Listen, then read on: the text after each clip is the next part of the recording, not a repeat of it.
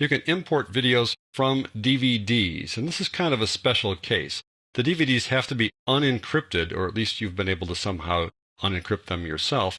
And then you really don't want to import directly from a DVD because they are kind of slow. And eventually, if you save your project and want to go back to it again later, you're going to have to put that DVD back in the drive to do your work. So the first order of business, if you're going to work with DVDs, is to take the files from the DVDs and put them on your hard drive. At least that's my recommendation. So I did that with this DVD over here. Let me show you the original DVD by going up here and going down to this DVD drive and opening it up. There it is. And DVDs typically look like this. They have these two subfolders, a video TS and an audio TS. In this case, the audio TS is empty, but sometimes it has audio files in it as well. But in the video TS, you see all these VOB files, which stands for video object. If you look at the size of the VOB files, you notice that they go from very small to very large. Well, the very small one there, the first one generally is a menu. And then the large ones are the actual video files in sequence, 1, 2, 3, and 4. You can see they're all a gigabyte apiece until they get to the last one, which rounded off this particular DVD.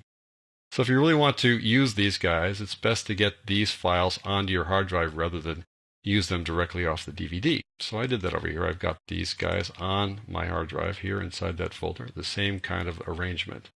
So let me show you how that looks inside Premiere Pro. So let's open up Premiere Pro. Let's start a new project. Let's store this project inside our exercise files folder. Go back to the desktop here and go on my Premiere Pro exercise files. And we'll store it there, select that folder, and we'll name this one, let's say, DVD import. And we'll skip this new sequence thing. Now, as you'd expect, there are multiple ways to import these video files. Let me start by going directly to the DVD via the media browser. That's a pretty good way to go. So I'm going to click on the DVD right there, open it up, and you see those two folders. I'll click on the video folder, and you're going to start seeing thumbnails showing up here, and it's going to try to process them. There it says processing. It's reading the DVD now, and DVDs by design are kind of slow, and you can see it's struggling a bit. It's finally popping up one image after another. So this just is a demonstration of what it's like to work with a DVD directly rather than the files on the hard drive. So I'm going to close that down and go to a different approach here. Instead, I'm going to go to the folder I created on the desktop.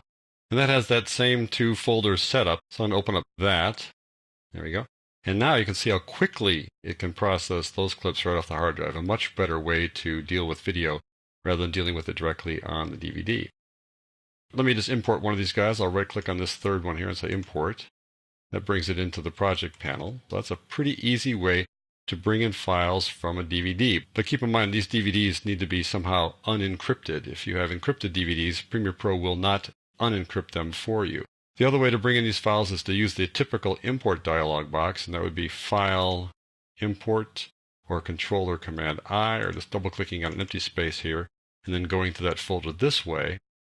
We can just select one of these folks here and say Import that way, just by clicking on Open and bring it in that way. So it's relatively easy to work with DVDs, but I recommend you take the extra step of taking the files off the DVD, put them in a folder on your hard drive, and then import them via that folder.